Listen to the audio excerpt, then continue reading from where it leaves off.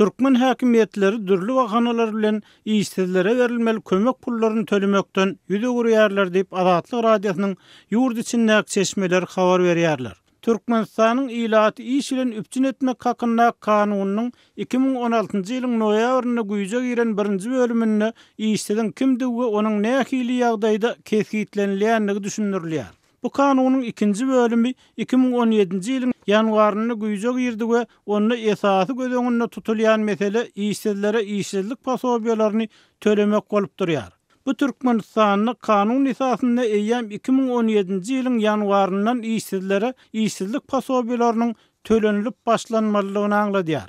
Kabul edilen kanuna laýyklykda işsiz öz ýaşaýan ýerindäki etirap häkimliginden, zähmet birjasyndan öz hünäri boýunça iş hödürlenilmänligini tasdikleýän dokument getirmeli we şundan soň oňa 1 aýyň dowamynda işsiziň pasobiýasy tölenip başlanmaly diýip kanunda aýdylýar. Şeýle de kanun esasynda işsiziň kömek pulunu alýan adamy täze iş orunlaryny tapmak mümkin bolan hünärlere gönükdirmek boýunça iş geçirilmeli. Egerde şu aralykda işsize 2 edek öz başarjak işi hödürlense we işsiz bu işleriň hiç ýerine gitmese, döwletiň onuň işsizlik pasobiýasyny ýatyrmagy hukugy bar. Şonuň bilen birlikde kanun esasynda işsiz diýip hasaplanylýanlar esasan iş orunlarynyň gysgaldyrylmagy boýunça işini ýitiren we başga iş hödürlenmedik adamlar bolup durýar. Azatlyk radiosynyň ýurduň çar künjegindäki çeşmeleriniň berýän maglumatlaryna görä Türkmenistanyň iş orunlarynyň gysgaldyryp başlananyna 1 ýyldan gowrak wagt geçdi. Emma henüz işsizlik pasobiýasynyň berilip başlananyny ýa-da şeýle pasobiýa alan adamyň bardygyny anyklamak bize başartmady.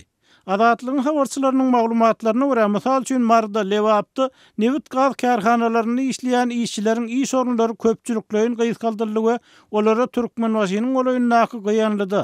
Esenguldaky Gamyslyja newit, Ekerem newit ýaly ýerlerde işlemäge gitmek teklip edildi. Azatlygyň habarçysy bu hödürlenen işden ýüze guran adamlaryň bir näçesi bilen gurlaşyp gördi. İşçiler iş hödürlenýän ýerde bärden barjak adamlar üçin ýaşaýyş durmuş şertleriniň döredilmänligini aýtdylar.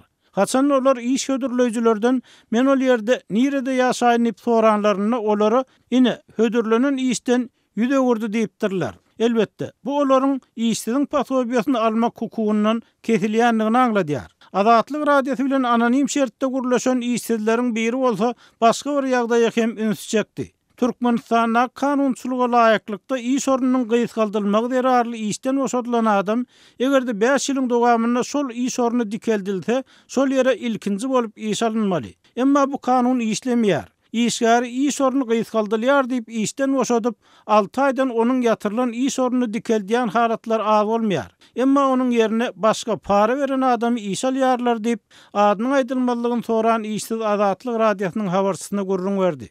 Türkmenistanyň prezidenti Gurbanuly Berdimuhammedow iş orunlary gysgaldylanlary iş bilen üpçün etmek, olara pasobiýa bermek hakynda ýekejek edek hem gurrun etmedi. Gynançly ýeri iş orunlarynyň gysgaldylýanlygyny hem edara ýolbaşçylar we işden boşadylýanlar bilýär. Bu möhüm mesele barada metduatda hiç zat aýdylmaýar diýip 55 ýaşyndaky Aşgabatly işsiz Azatlyk radiosyna aýtdy.